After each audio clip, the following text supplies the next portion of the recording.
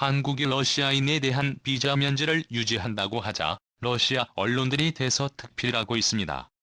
이 때문에 최근 중단됐던 비자 면제가 다시 풀리면서 러시아인 망명자들의 숫자가 폭증할 것으로 전망됩니다. 국토전략국이 러시아의 한국 비호 국가 지정으로 인해 파탄 날 뻔했던 한 비자 면제 협정이 유지될 것으로 보입니다. 현재 러시아 국민들이 무비자로 입국할 수 있는 나라 중에 선진국으로 분류되는 국가는 터키, 이스라엘, 한국 단 세 나라뿐입니다. 이 때문에 한국이 비자 협정을 파기해버리게 된다면 러시아 국민들의 숨통은 완전 꽉 막혀버리게 됩니다. 북한과 같이 고립국가가 될 수 있다는 겁니다. 특히 한국과 러시아 간 통행이 막혀버리게 된다면 의료 서비스 분야는 주목할 만한 부분입니다. 한국에서 의료 서비스를 받던 상류층들은 더 이상 고급 의료 서비스를 받게 될 수 없는 상황입니다. 한국에서도 어느 정도 소리가 있습니다. 러시아인 의료 관광객들은 한국의 입장에선 매우 좋은 관광 수익원이었습니다. 병원에서 치료를 받을 뿐 아니라 치료하는 기간 동안 소비하는 돈이나 각종 소비가 지역 경제에 큰 도움이 됐고, 통역 서비스나 각종 부가 서비스가 추가되면서 의료 관광객 1명당 중형 자동차 넉 대를 판매한 효과가 있었습니다. 크림반도 강제 병합 사태 직전 러시아 의료 관광객은 하락 추세였으나 2019년까지는 꾸준한 상승세를 기록하였습니다. 러시아 상류층들과 중산층 이상의 주민들 상당수가 한국의 병원에서 치료를 받아 한때 수익성 감소로 어려움을 겪던 한국 의료계에서는 즐거운 비명을 지른 적이 있습니다.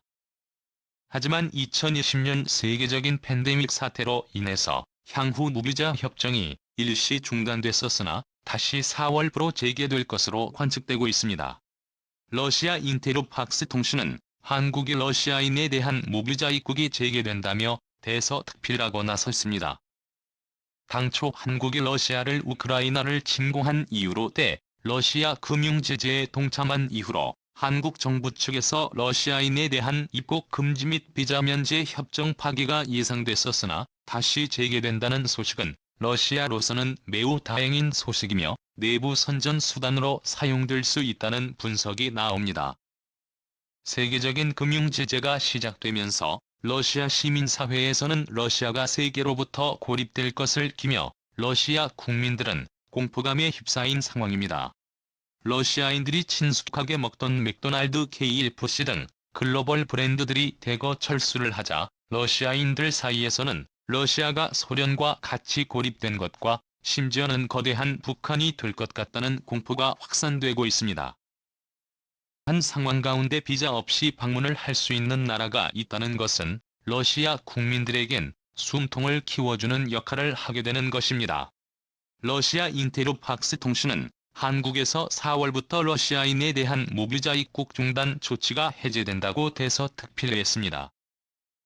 하지만 유학생 치료를 위한 환자 외교관에 해당하는 사람들에게만 허용되고 관광 목적의 무비자는 아직 풀리지 않는다고 설명했습니다.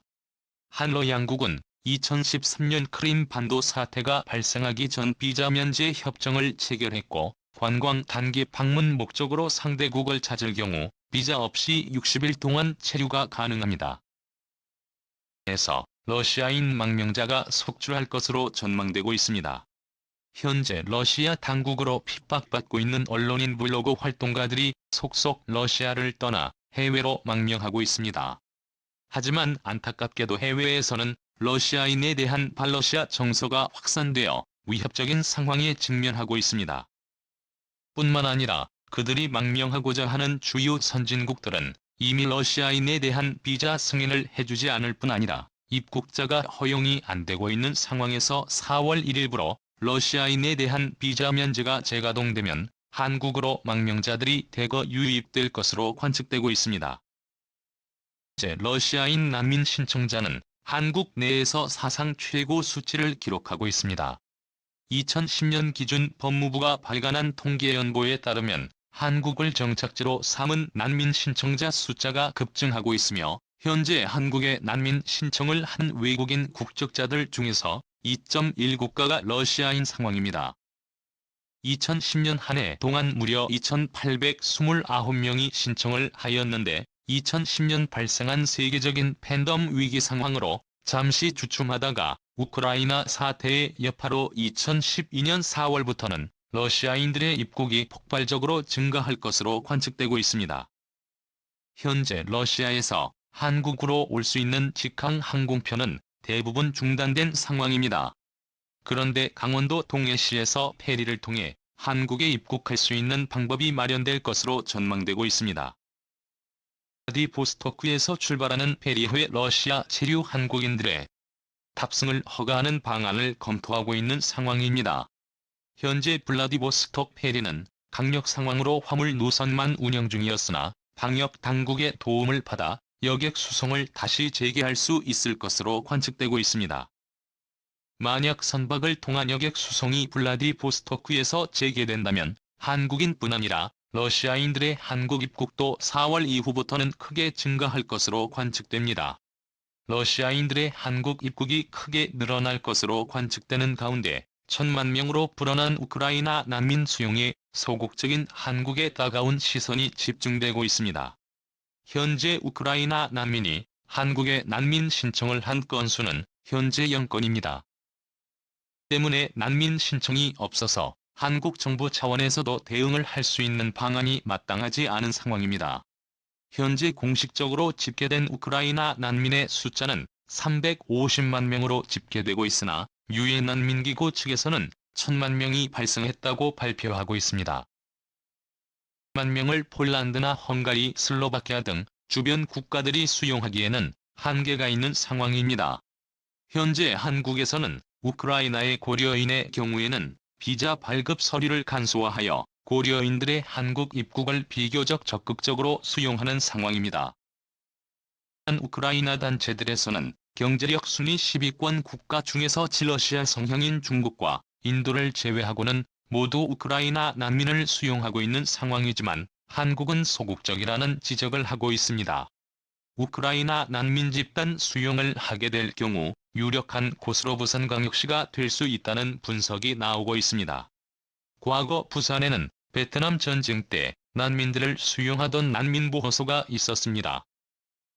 3천여 명의 베트남 보트 피플들이 해운대구의 난민 마을에 무려 18년여 동안 한국 정부의 보호를 받았습니다. 현재의 부산광역시는 편리한 인프라와 일자리가 있음에도 꾸준한 인구 감소가 이어지고 있는 상황입니다. 때문에 빈집들이 증가하는 추세이며 특히 한국전쟁 때 자리 잡은 도심지의 산동네 지역의 경우에는 그 상황이 매우 심각한 상황인데 현재의 부산광역시에서는 빈집들을 조사해 라이트업 사업을 진행하고 있습니다.